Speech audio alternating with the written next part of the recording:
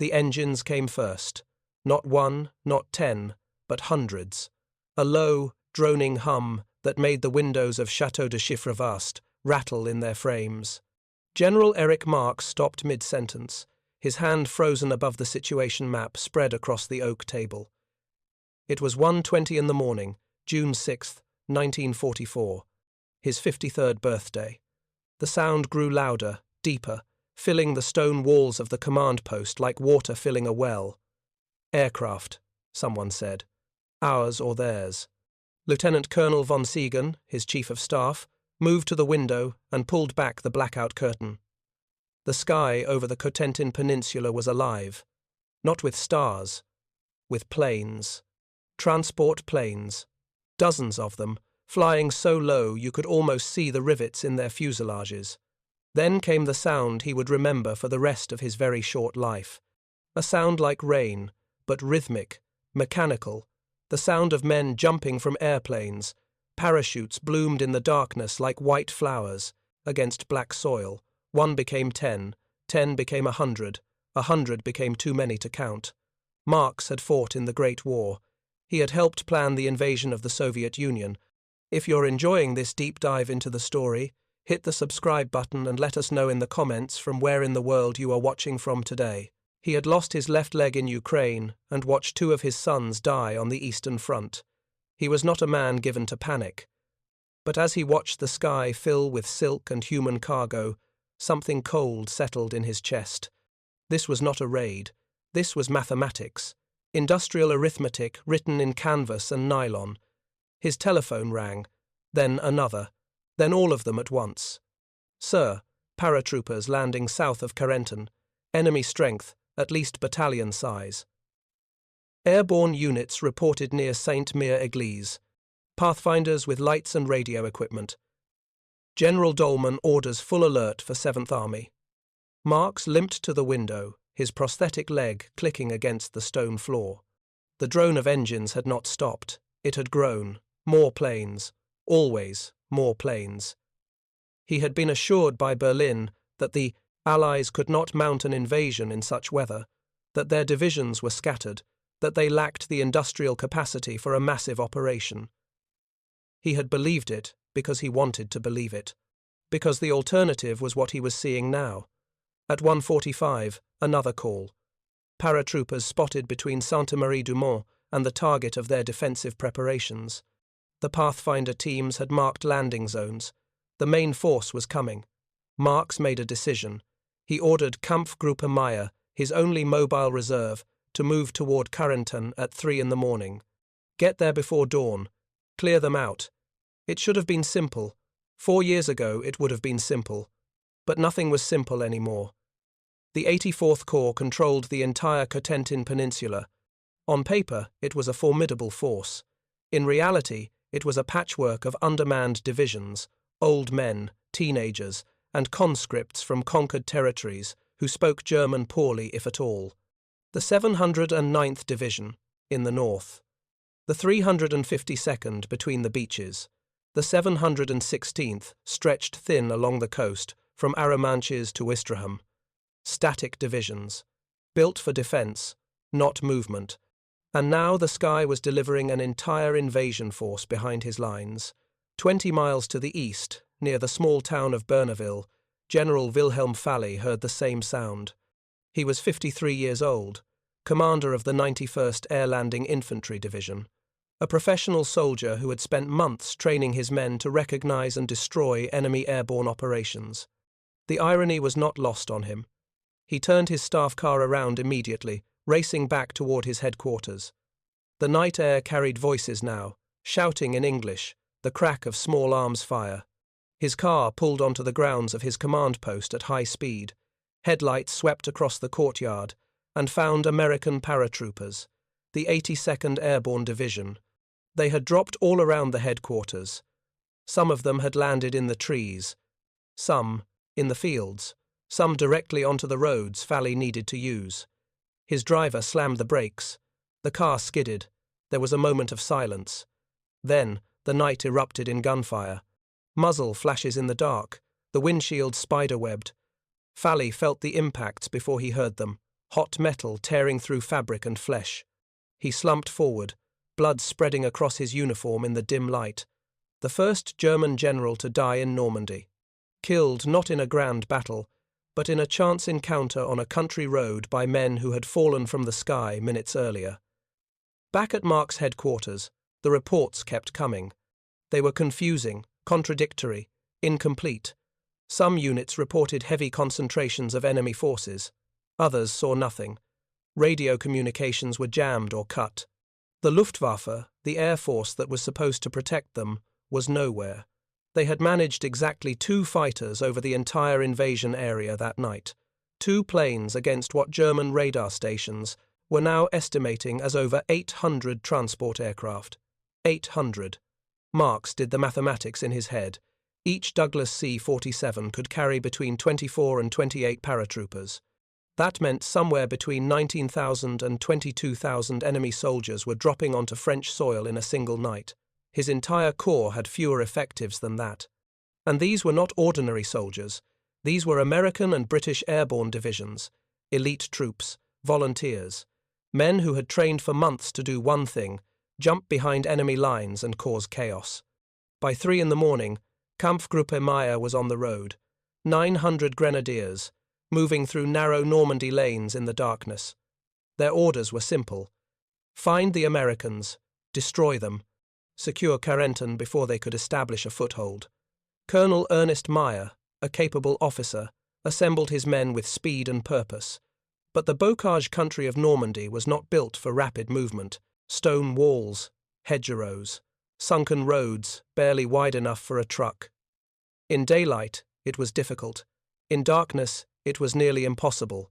At the same time, 30 miles away near Ranville, British paratroopers of the 6th Airborne Division were landing on the eastern flank. Their objectives were just as critical: secure the bridges over the Orne River, destroy the Merville Battery, establish blocking positions to prevent German reinforcements from reaching the beaches. Major General Richard Gale, the division commander, jumped with his headquarters staff at 3:20 in the morning. The drop was scattered. Clouds and anti-aircraft fire had disrupted the formations. Men landed miles from their intended zones. Equipment containers disappeared into flooded fields. Units were broken into fragments. But they kept moving, adapting, improvising. The 21st Panzer Division, Germany's only armoured reserve in the region, was already engaged. General Edgar Feuchtinger, like so many others, had been away from his post when the invasion began. His tanks were spread across a 20-mile arc southeast of Caen. As British paratroopers rained down around his positions, his units fought a series of confused night actions. Tank crews fired at shadows. Infantry squads exchanged fire with enemies they couldn't see. Command and control dissolved into chaos. Every phone line to Army Group B headquarters seemed to be ringing at once, and at every headquarters the same question: where is Rommel? Field Marshal Erwin Rommel, the Desert Fox, the man tasked with defending the Atlantic Wall, was not in Normandy. He was in Germany, celebrating his wife's birthday. He had been assured by meteorologists that the weather made any invasion impossible. Heavy clouds, high winds, rough seas. No army in its right mind would attempt a crossing in such conditions. So he had driven home, believing he had time. That assumption was now costing Germany everything. At Army Group B, headquarters in La Roche-Guyon, Lieutenant General Hans Speidel, Rommel's chief of staff, was trying to make sense of contradictory reports: paratroopers here, gliders there, heavy bombing along the coast, naval contacts off Normandy. But also reports that nothing was happening in the Pas de Calais, where the High Command insisted the real invasion would come. Were these landings a diversion? A feint to draw forces away from the main blow? Or was this the main blow? At 4 a.m, with dawn still an hour away, Colonel Friedrich von der Heyde's 6th Fallschirmjäger Regiment reported that they had engaged enemy paratroopers near Saint-Côme-du-Mont. Von der Heyde was one of Germany's most experienced airborne commanders. He knew how paratroopers thought because he was one. His men were dug in around Cotentin, the critical crossroads town that connected Utah and Omaha beaches. If the Americans took Cotentin, the two beachheads would link. If they held it, the invasion could be split in two. The report was calm, professional, deadly serious. We are engaging elements of the 101st Airborne Division. Enemy strength appears to be regimental or greater. They are well equipped, well trained, and moving with purpose. Marks received this news with something approaching despair. A full American airborne division behind his coastal defences, another British division on his eastern flank, and somewhere out in the Channel, if the naval reports were correct, a fleet so large that his subordinates were having trouble describing it. One report said hundreds of ships, another said thousands. Both seemed impossible. At 5 in the morning, as the sky began to turn grey, the truth revealed itself. Kampfgruppe Meyer was still on the road, moving toward what they thought was the main threat, when the sun rose, and what they saw stopped them cold. The English Channel was no longer visible. In its place was a solid mass of ships, landing craft, destroyers, cruisers, battleships, transports, an armada that stretched from horizon to horizon. Meyer's radioman sent a message back to Corps headquarters. 3 words: "Invasion fleet sighted." The world turned into thunder. Shells the size of small cars fell from the sky. Explosions walked across the countryside in precise patterns. The coastal bunkers that had taken years to build were being pulverized by firepower so massive it defied comprehension. And still the planes kept coming. By 6 in the morning, over 13,000 American paratroopers were on the ground. Another 7,000 British. Gliders were landing, carrying jeeps, artillery pieces, and more men. The Pathfinders had done their job. The drop zones were marked. The follow-on forces were arriving. Marks made another decision. He ordered Meyer to turn around. Forget the paratroopers. The British were landing on the beaches. The 716th Division was being overwhelmed. He needed Meyer's battle group to counterattack, towards Sword Beach, stop the British from breaking inland. But turning a military formation around on narrow country roads in the middle of a battle was not a simple order. Units got confused. Traffic jammed. Officers lost contact with their men. By the time Meyer's grenadiers were moving east, hours had been lost. Hours that could not be recovered. At 6:30, the first landing craft hit the beaches. 5 beaches. 50 miles of coastline. American, British, Canadian troops pouring ashore under a storm of covering fire from ships that seemed to have no limit to their ammunition. Mark's telephone rang again. His operations officer's voice was tight, controlled, professional. But Marks could hear the undertone. "Sir, the 726th Regiment reports they are under attack across their entire front. The 352nd Division at Omaha is engaged with what appears to be 2 full American divisions. The 709th in the Cotentin is cut off by airborne forces, and we've lost contact with General Falley." Marks already knew why they had lost contact with Falley. The Americans had him, or rather, they had killed him. The news would not reach headquarters officially for hours, but Marks understood battlefield mathematics. A division commander racing toward his headquarters in the middle of a drop zone would not survive long. His 91st Division, trained specifically to counter airborne operations, was now leaderless at the moment it was needed most. At 7 in the morning, a corrected report arrived. The paratroopers south of Cotentin were not there. It had been a false alarm, a reconnaissance error. Perhaps dummy parachutes dropped to create confusion. It had worked brilliantly. Marks had sent his only mobile reserve chasing ghosts, while the real invasion landed on the beaches and consolidated behind his lines. He had been outthought, outmaneuvered, and overwhelmed by an enemy operating on a scale Germany could no longer match. The 21st Panzer Division was finally given clear, orders at noon. 6 hours after the landings began. Disengage from the British paratroopers, cross the Orne River, drive north through Caen, reach the sea and split the British beachhead. It was a good plan, tactically sound, strategically necessary, and it was far too late. The division began its movement, but every road was under observation from Allied aircraft. Typhoon fighter bombers prowled the skies like hunting hawks. Any German vehicle that moved in daylight was a target. Tanks were hit, trucks exploded, supply columns scattered. The division that should have reached the beaches in 2 hours took all day to move 10 miles. And when they finally made contact with British forces near Sword Beach, they were met not by scattered infantry, but by tanks, artillery, and more importantly, by naval gunfire from ships standing offshore. At 9 in the evening, with darkness finally providing some cover, the British launched another glider assault.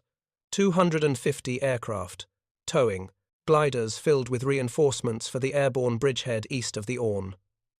General Feuchtinger watched them pass overhead, an entire aerial armada flying with impunity through German-controlled airspace. He gave the order to retreat, pull back, consolidate, defend Caen. The offensive was over before it had really begun. Marks sat in his command post that night, staring at the map.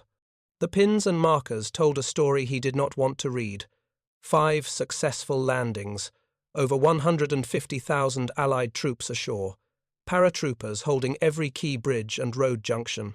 His defences breached in multiple places, his reserves committed and defeated, and the reports from the naval observers were the worst of all. More ships were coming. Thousands more. This was not an invasion that would be thrown back into the sea. This was an invasion that had brought its own port, its own supplies, its own reinforcements. The mathematics were devastating. For every German soldier on the ported coast, there were 3 Allied soldiers landing. For every German tank, there were 10 Allied tanks being unloaded. For every German aircraft, there were 50 Allied planes in the sky. The telephone rang. Berlin wanted a report. What was the situation? Could the invasion be contained? Marks chose his words carefully. He was a professional soldier. He had served Germany his entire life, but he was also a realist. The invasion has succeeded, he said. We can slow them, we can make them pay, but we cannot stop them. The scale is too great. There was silence on the other end of the line. Then, Field Marshal von Rundstedt will be informed. You are ordered to hold at all costs. No retreat, no surrender. Marks placed the receiver back in its cradle. Hold at all costs. With what? His divisions were already at half strength, his supplies were dwindling, his communication lines were cut, and somewhere over the channel, more planes were loading more paratroopers for more drops. The sky itself had become the enemy's highway. He walked to the window of the chateau. In the distance, he could hear the sound of artillery, continuous, rhythmic, methodical. The Allies were not gambling. They were not taking risks. They were executing a plan so thoroughly prepared, so overwhelmingly supported, that German resistance seemed almost beside the point. Every contingency had been planned for. Every possible German response had been anticipated and countered. When the beaches were defended, the ships moved closer. When the bunkers held, more bombs fell. When roads were blocked, paratroopers captured new ones.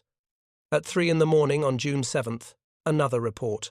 Allied engineers were building artificial harbours off the coast. Prefabricated sections being towed across the channel and assembled in open water. Marks read the report twice. They were not even trying to capture a port, they were building their own. It was an engineering feat that seemed to come from another century, another world. A world where nations had the industrial capacity to manufacture entire harbours and float them across seas. The full weight of what was happening settled on him then. This was not a battle that would be won by courage or skill or determination. This was a battle of production.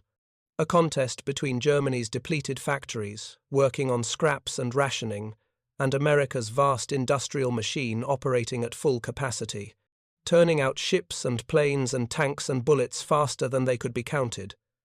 Germany had started this war, believing in the superiority of its soldiers, its tactics, its will. But will did not stop a battleship. Tactics did not counter absolute air supremacy. And superior soldiers still needed ammunition, fuel, and reinforcements. On June 12th, Marks climbed into his staff car for an inspection of the front lines near Hebecrevon. It was a routine trip, or as routine as anything could be in a battle where the enemy owned the sky. His driver navigated the narrow roads carefully, watching for aircraft. They almost made it. At 9:40 in the morning, an Allied fighter bomber spotted the car. A Typhoon or a Mustang, it did not matter which. The pilot had seen thousands of targets in the past week. This was just one more. He banked, lined up his shot, and fired. The 20mm shells tore through the car's thin armor like paper. If you find this story engaging, please take a moment to subscribe and enable notifications. It helps us continue producing in-depth content like this. One round hit Marks in the groin, severing his femoral artery. His driver, miraculously uninjured, pulled him from the wreckage and dragged him to a ditch beside the road. But there was nothing to be done. The blood came too fast. Marks, the one-legged general who had survived the Eastern Front and planned the invasion of Russia, bled out in a muddy ditch in Normandy. He was 53 years old. He had commanded the 84th Corps for 6 days of the invasion. At his headquarters, his staff received the news in silence. Then they returned to work. The battle continued. The Allies continued. Landing. The ships continued firing. The planes continued flying. And somewhere over Germany, in factories that had once built the finest machines in Europe, workers struggled to produce enough shells, enough fuel, enough food to keep the Wehrmacht fighting. The German generals who survived D-Day would spend years trying to explain what had happened. Some blamed Hitler, some blamed Rommel's absence, some blamed the weather or intelligence failures or the lack of air support. But the ones who were honest, the ones like Marks who had seen it all unfold from the beginning, knew the truth.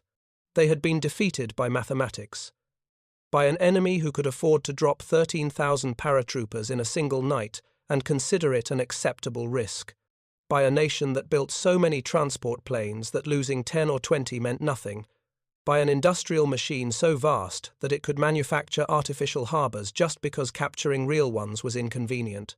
The reports from other peer sectors told the same story, written in slightly different words but reaching the same conclusion. At Omaha Beach, Obergefreiter Heinrich Sevelow had fired over 12,000 rounds from his MG-42 machine gun. He had watched the water turn red. He had seen landing craft explode. He had believed, for a few desperate hours, that the Atlantic Wall might actually hold. Then, the American destroyers charged the beach. Ships that should have stayed miles offshore came within 1,000 yards, so close their crews could see individual German soldiers. They fired point-blank into the bunkers. Concrete that had withstood aerial bombardment crumbled under direct naval fire. Sevelow's gun overheated. The barrel glowed red, then warped, then became useless. He was captured that afternoon, still surrounded by empty ammunition boxes and spent casings. He had done everything right, followed his training, fired with discipline, and it had changed nothing. At the Krisbeck Battery, overlooking Utah Beach, Oberleutnant zur See Walter Ohmsen had the best view of any German officer that day. His observation post was designed to direct coastal artillery fire at naval targets. At 5:52 in the morning, he gave the order to open fire. His massive 210mm Skoda guns began hurling shells at the American fleet. At 6:30, his gunners scored a direct hit on the destroyer USS Corey. The ship would later strike a mine and sink, the only American destroyer lost on D-Day. It was a small victory, a meaningless one, because from his position, Ohmsen could see what his superiors in Berlin could not. The true scale of the invasion. He counted ships until he lost count. Later, when historians asked how many he saw, he could only say thousands. The horizon was gone. The line between sea and sky had disappeared behind a wall of steel. Landing craft moved in formation like schools of fish. Destroyers raced back and forth like sheepdogs. And behind them, the heavy ships, cruisers, battleships, vessels so large they seemed to bend the curve of the earth. His battery fired all day. They damaged several ships, slowed others. But the fleet never stopped coming. By evening, his position was under direct attack from American paratroopers who had landed behind him. He ordered his men to destroy the guns and retreat inland. The battery that was supposed to stop an invasion had brought exactly 6 hours of resistance. 40 years later, Olmsson would return to that observation post. An old man by then, he stood in the same spot where he had watched the impossible become real.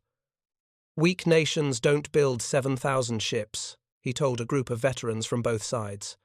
"Divided nations don't coordinate such an invasion. I fired my guns at that armada, and I might as well have been throwing stones at the tide." He paused, choosing his next words carefully.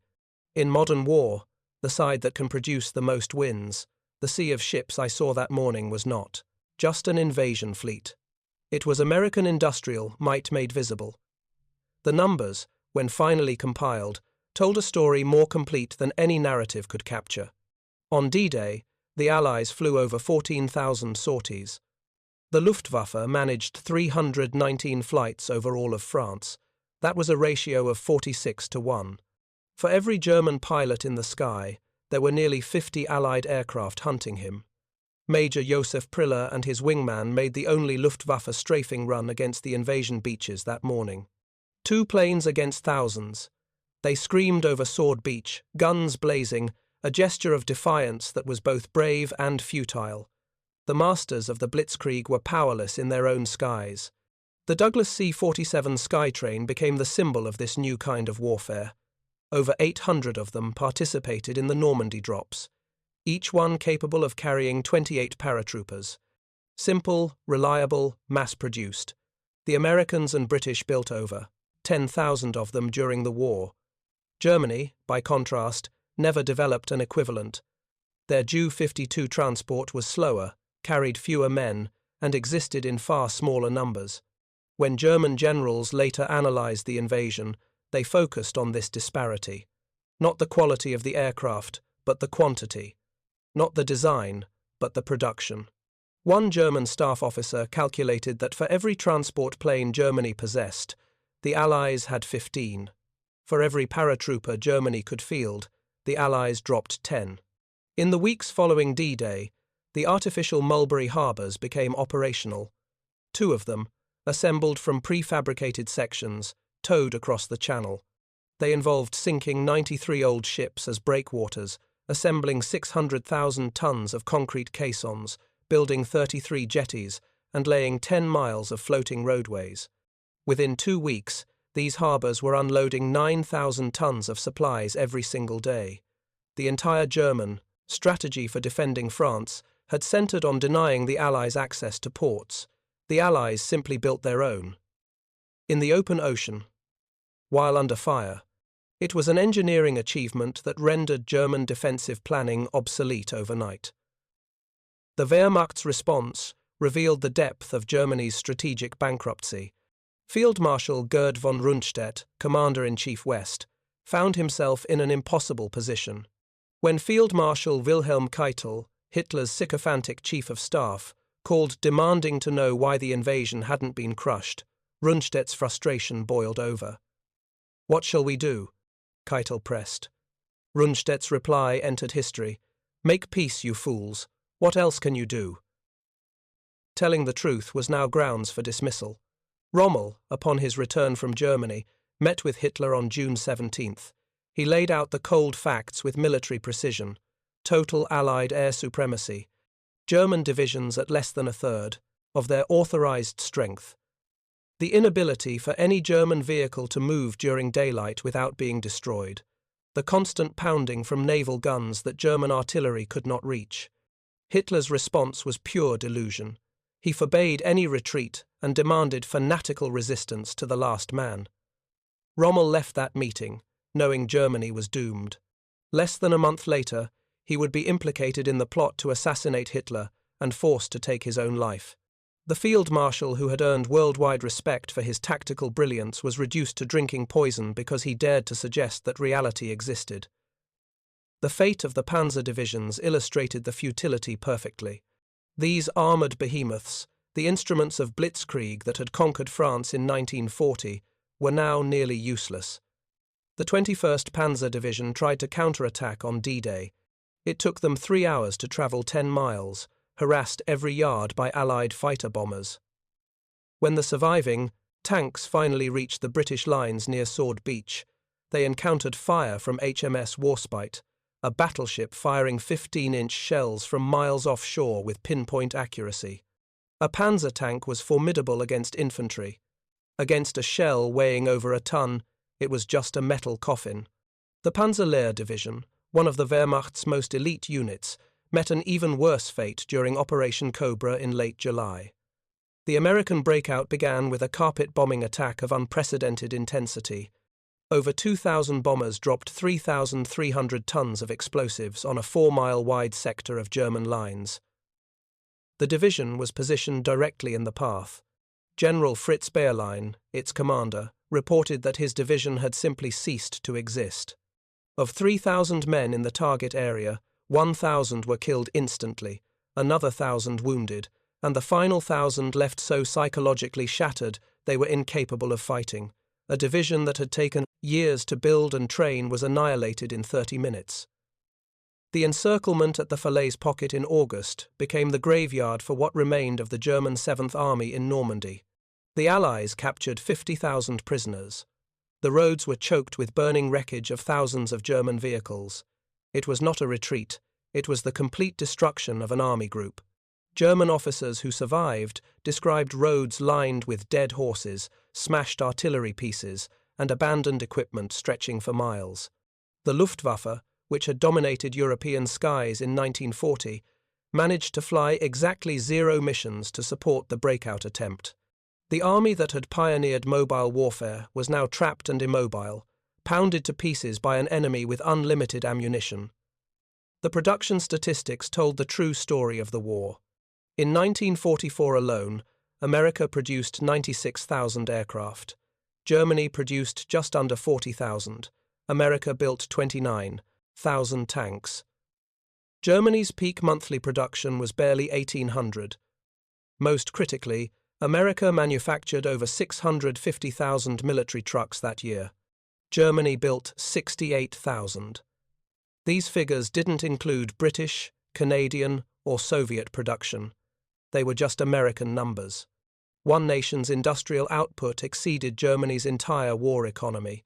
A German general later calculated it precisely.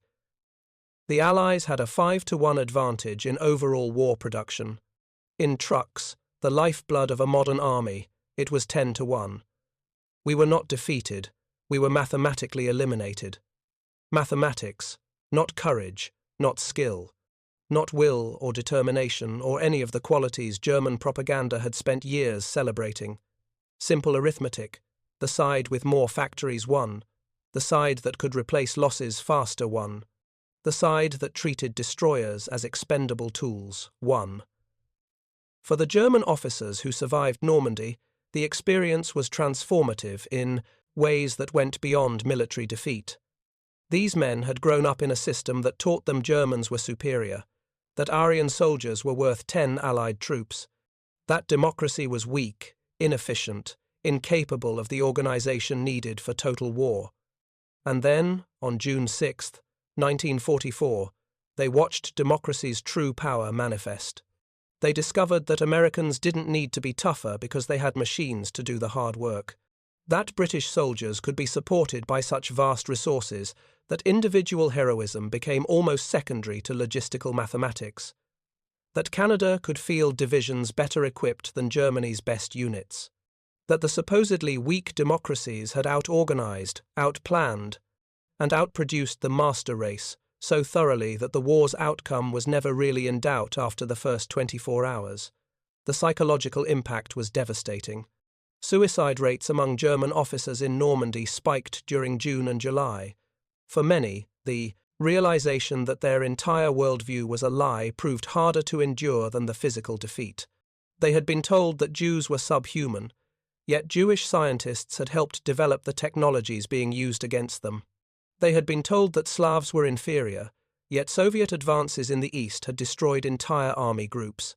They had been told that Americans were soft, yet here they were, pouring onto French beaches in numbers that defied imagination, supported by firepower that turned the landscape into hell.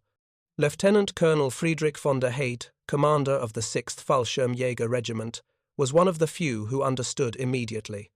A professional paratrooper who had jumped into Crete in 1941, he recognized the scale of the Allied airborne operation within the first hour. His after-action report was brutally honest.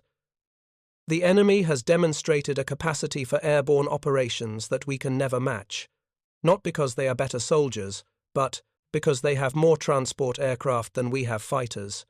They can afford to lose 100 planes and consider it an acceptable cost. We cannot afford to lose 10. This is not a question of tactics. It is a question of resources. The dummy parachutes the Allies dropped confused German units for hours, mannequins with explosive charges attached, designed to draw troops away from real landing zones. It was psychological warfare of a sophisticated kind. German commanders had to treat every reported parachute drop as real until proven otherwise. This forced them to split their reserves, chase ghosts, and waste precious hours investigating false alarms. The deception worked because Germany no longer had the reconnaissance assets to quickly verify reports. No observation planes, no spare units to send for quick looks. Every decision had to be made blind, based on incomplete information filtered through broken communication networks. Operation Fortitude.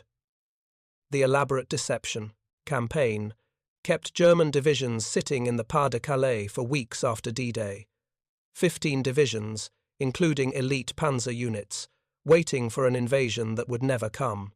The Phantom 1st United States Army Group, complete with inflatable tanks and fake radio traffic, all supposedly under the command of General George S. Patton.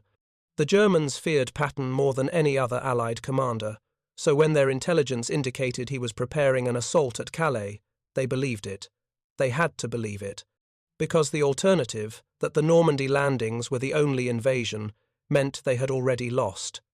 This strategic paralysis was perhaps more devastating than the tactical defeats. Even after the Allies had clearly established themselves in Normandy, even after they were obviously building up for a breakout, Hitler insisted the main assault was still coming at Calais. He refused to release reserves from that sector. German commanders in Normandy pleaded for reinforcements. They were told to wait. The Calais units sat idle, watching the horizon for phantom armies, while their comrades to the west were being systematically destroyed. The weather, which the Germans had believed would prevent any invasion, ended up being the Allies' secret weapon. Yes, it was rough. Yes, it was dangerous. Yes, it led to scattered drops and difficult landings, but it also meant the Germans were unprepared. Rommel was in Germany. Many other senior officers were at a war game in Rennes. The coastal units were standing down from alert status. The Allies had gambled that their superior technology, their better weather forecasting, and their willingness to take risks would overcome the disadvantages. They were right. Germany had built a defensive strategy on the assumption that the enemy would behave rationally, conservatively, predictably. The Allies behaved audaciously, accepting casualties that would have horrified German planners, all in service of a strategy that valued speed and shock over preservation of force. The German military tradition emphasized the individual warrior's skill, the careful preservation of elite units, the strategic employment of limited resources. It was a military philosophy built for a nation with limited industrial capacity. The Allies, particularly the Americans, employed the opposite philosophy: overwhelming force, acceptable losses, mass production of good enough equipment, build so many Shermans that losing 3 to kill 1 Panther was a good trade, train so many pilots that air superiority became automatic, manufacture so much ammunition that covering fire was measured in thousands of tons rather than carefully rationed shells. This fundamental philosophical difference manifested in every aspect of the Normandy campaign. When German 88mm guns knocked out Allied tanks, more tanks arrived the next day. When German machine guns cut down Allied infantry, more infantry landed that afternoon. When German artillery destroyed bridges, Allied engineers built new ones within hours. The Germans fought brilliantly, inflicted terrible casualties, won many tactical engagements, and it changed nothing. They were fighting a type of war their nation could no longer wage, an attrition contest against an opponent with nearly unlimited capacity to absorb attrition. The Allied logistical system became its own weapon. Red Ball Express truck convoys ran day and night, delivering supplies to forward units. Portable pipelines pumped fuel directly from ships to tanks hundreds of miles inland. Field bakeries produced thousands of loaves daily. Field hospitals with full surgical capabilities operated within miles of the front. German soldiers captured in August were astonished by the quality and quantity of Allied rations. Many hadn't seen meat in weeks. Their American captors offered them K-rations that included candy, cigarettes, and canned meat. Small things, but revealing. An army that could afford to give each soldier candy was an army operating under different rules than the Wehrmacht. The suicide rate statistics tell their own grim story. In the months following D-Day, German officer suicides reached levels unprecedented in Wehrmacht history. These were not cowards. These were professional soldiers, many with decades of service, who simply couldn't reconcile what they were seeing with what they had been taught. The cognitive dissonance was unbearable.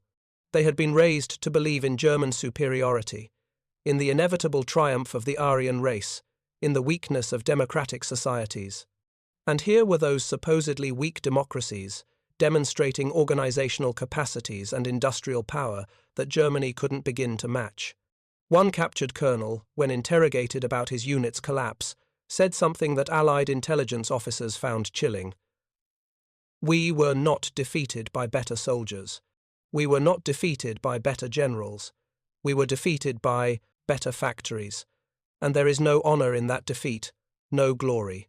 No lesson, except that we started a war with a nation that could build in 1 year what we could not build in 10.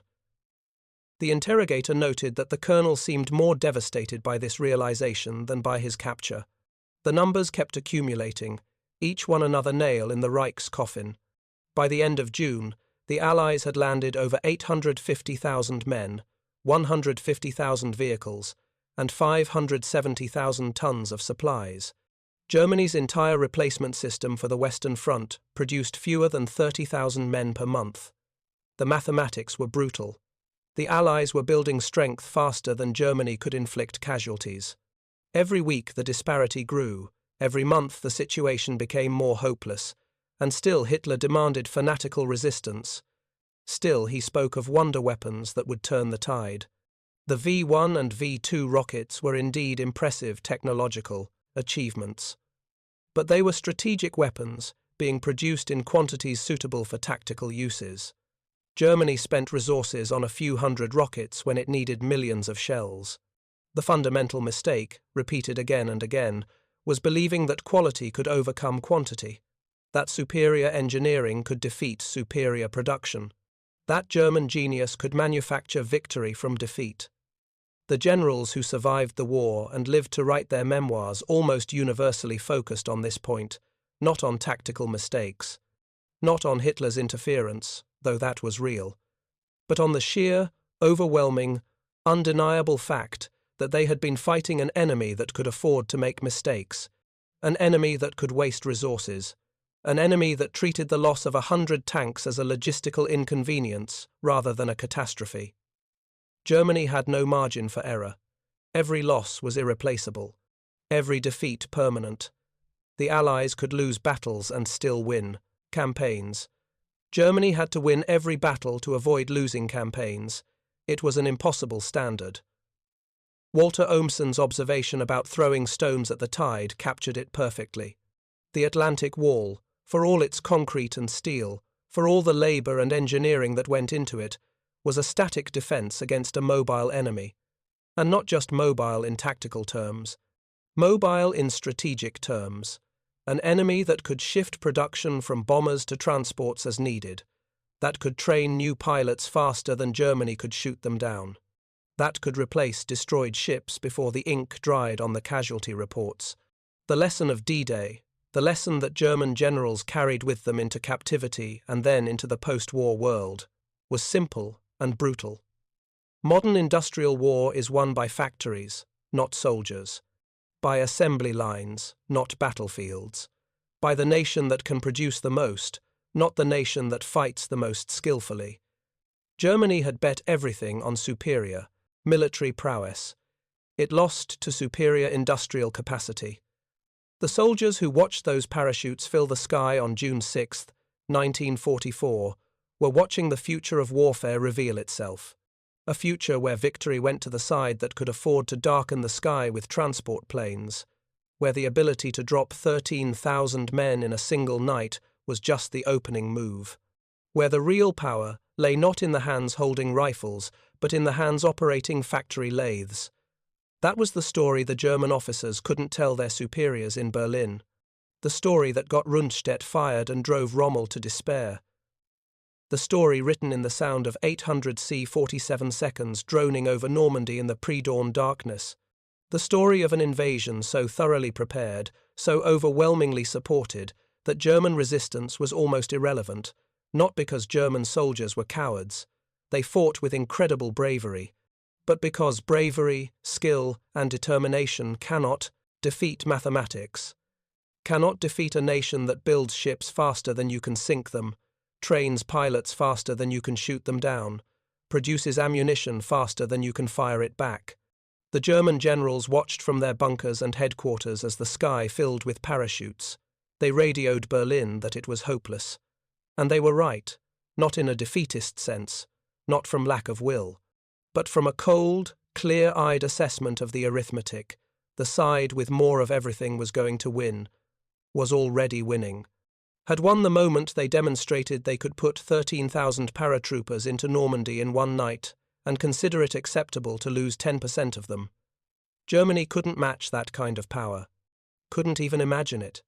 And so, on June 6, 1944, in the darkness before dawn, as the sound of aircraft engines filled the air over Normandy, as white parachutes blossomed against black sky, as landing craft churned toward distant beaches, the war was decided, not won. That would take 11 more months of brutal fighting, but decided. The outcome was no longer in doubt. It was just a matter of time. Time, and arithmetic, and the slow grinding power of industrial, might turning millions of tons of steel into the instruments of Germany's defeat. Thank you for watching. For more detailed historical breakdowns, check out the other videos on your screen now, and don't forget to subscribe.